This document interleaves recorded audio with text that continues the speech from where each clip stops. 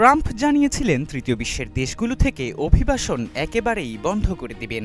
সম্প্রতি বেশ কয়েকটি দেশের নাগরিকদের উপর যুক্তরাষ্ট্রে ভ্রমণ নিষেধাজ্ঞাও আরোপ করেছেন মার্কিন প্রেসিডেন্ট ডোনাল্ড ট্রাম্প।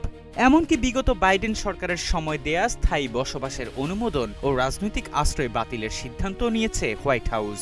এবার সেই পরিধি আরও বাড়াতে যাচ্ছে ওয়াশিংটন। তবে কি বাংলাদেশও ট্রাম্পের নিষেধাজ্ঞার তালিকায় থাকবে? এ নিয়েই উদ্বিগ্ন হয়ে পড়েছেন অনেকে। কদিন আগেই বাংলাদেশি শিক্ষার্থীদের জন্য উল্লেখযোগ্য হারে ভিসা বন্ধ করে দিয়েছে যুক্তরাজ্য সরকার। এরই মধ্যে যুক্তরাষ্ট্রেও ভ্রমণ নিষেধাজ্ঞায় থাকা দেশগুলোর তালিকা বড় হতে যাচ্ছে। জীবন অবাক না করলে কে করবে? 28% মিল্ক ফ্যাটের অবাক করার সাথে ফ্রেশ মিল্ক পাউডার। জীবন অবাক করুক প্রতিদিন। নতুন তালিকায় নিষেধাজ্ঞা পাওয়া দেশের সংখ্যা 30টির বেশি করার পরিকল্পনা নেওয়া হয়েছে বলে জানিয়েছেন মার্কিন হোমল্যান্ড সিকিউরিটি সেক্রেটারি ক্রিস্টি নোম। বৃহস্পতিবার ফক্স নিউজকে দেয়া এক সাক্ষাৎকারে এই কথা বলেছেন তিনি। ক্রিস্টি নোম জানান, সঠিকভাবে কতটি দেশকে তালিকায় অন্তর্ভুক্ত করা হবে তা নিশ্চিত নয়, তবে এটি 30টির বেশি হবে।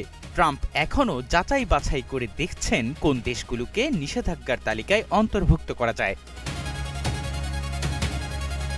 এর আগে গত জুনে একটি ঘোষণায় সই করেছিলেন ট্রাম্প। তাতে 12টি দেশের নাগরিকদের যুক্তরাষ্ট্রে প্রবেশে নিষেধাজ্ঞা দেয়া হয়েছিল। এছাড়া আরও 7 দেশের উপর ভ্রমণ বিধি নিষেধ আরোপ করা হয়েছিল। তখন বলা হয়েছিল, নিরাপত্তা হুমকি থেকে সুরক্ষা পেতে এই পদক্ষেপ নেওয়া হয়েছে। নিষেধাজ্ঞার আওতায় 12টি দেশের অভিবাসী ছাড়াও পর্যটক, শিক্ষার্থী ও ব্যবসায়ীরা ছিলেন।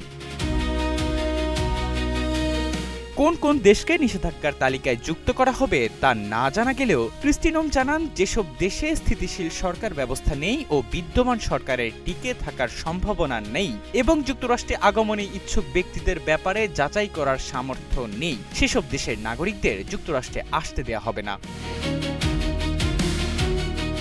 যুক্তরাষ্ট্রে ভ্রমণ নিষেধাজ্ঞায় থাকা দেশের তালিকা বড় করার অর্থ হল অভিবাসন নিয়ে আরও কঠোর হল ট্রাম্প প্রশাসন। ট্রাম্প বলেছিলেন, তৃতীয় বিশ্বের সব দেশ থেকে যুক্তরাষ্ট্রে অভিবাসন স্থায়ীভাবে বন্ধ করবেন তিনি। তবে কোনো দেশের নাম সে সময় উল্লেখ করেননি মার্কিন প্রেসিডেন্ট।